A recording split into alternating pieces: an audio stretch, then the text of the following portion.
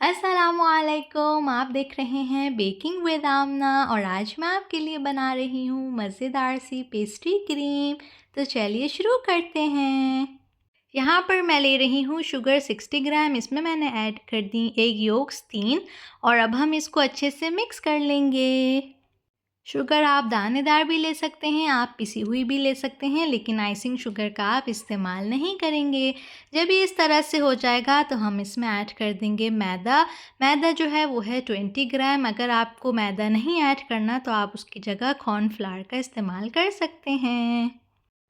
मैदे को छानने की ज़रूरत नहीं है और बस इसको ऐड करने के बाद आपने अच्छे से मिक्स करना है यहाँ तक कि कोई लम्प्स इसमें ना रहे, एक स्मूथ सा पेस्ट बन जाए। और जब ये इस तरह से हो जाएगा तो हम इसको एक तरफ रख देंगे। थोड़ा सा जो मैश किया है उसको साफ़ कर लेंगे और यहाँ पर मैंने ले लिया है दूध। 1 कप ये है 250 ml फुल क्रीम दूध मैंने लिया है। आप चाहे डब्बे वाला ले लें या खुला ले लें। इसमें मैंने ऐड कर दिया वनीला एसेंस 1 टीस्पून और अब मैं इसमें ऐड कर रही हूँ मक्खन। मर्ज़ी है सॉल्टेड ले लें, अनसॉल्टेड ले लें। 15 ग्राम है यानी कि 1 टेबल स्पून। और इसको जो है ना बस हमने इतना पकाना है दरमियानी से हल्की आंच पे कि ये मक्खन जो है इसमें मेल्ट हो जाए और हल्का सा बॉयल आ जाए। थोड़ी थोड़ी देर में मिक्स कर लेंगे ताकि जो है अच्छा सा सब कुछ मिक्स हो जाए। अब हम इसको चूल्हे से हटा लेंगे और जो ये एग योक वाला मिक्सचर हमने बनाया था ना इसमें थोड़ा थोड़ा करके ऐड करेंगे। एकदम से सारा नहीं डाल देना वरना एग योक्स जो हैं वो कुक हो जाएंगी। इसको टेम्पर करना कहते हैं। थोड़ा सा गर्म दूध ऐड किया तो एग योक्स जो हैं उनका भी टेम्परेचर जो है वो थोड़ा सा गर्म हो गया। तो अब जब हम इसमें बाकी गर्म दूध ऐड करेंगे तो एकदम से एग योक्स कुक होना नहीं शुरू हो जाएंगी और हमारा जो मिक्सचर है वो उसमें लम्प्स नहीं बनेंगे।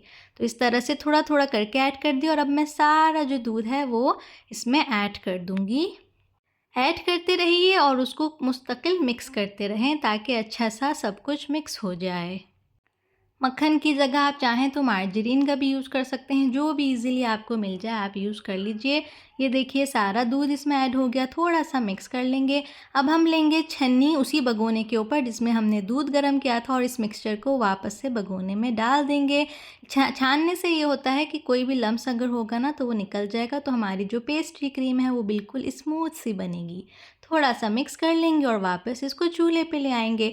दरमियानी से हल्की आंच पे आपने इसको कुक करना है और मुस्तकिल इसको मिक्स करते रहना है।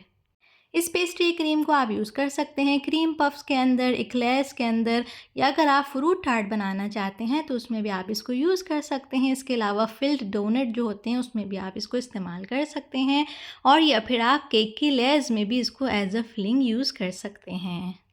मुस्तकिल मिक्स करना है, बिल्कुल भी छोड़ना नहीं है। पहले देखिए बिल्कुल रनी सा ये मिक्सचर था, फिर आहिस्ता आहिस्ता ये थोड़ा थोड़ा थिक होना शुरू हो जाएगा और फिर एकदम से बिल्कुल गाढ़ा हो जाएगा।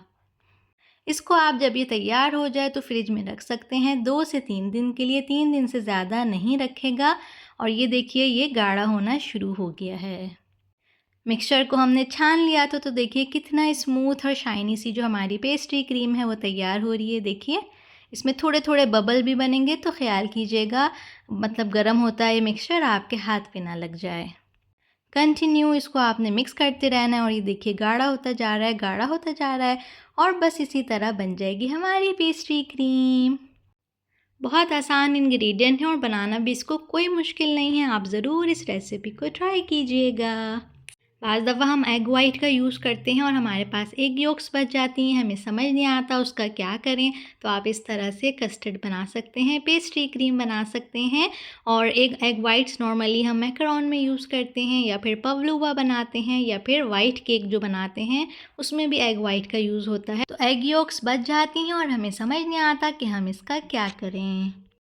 बस ये देखिए इस तरह से जब ये हो जाए तो ये रेडी है। देखिए जितना विस्क उसमें मैंने डिप किया है वो पेस्ट्री क्रीम से कवर्ड है।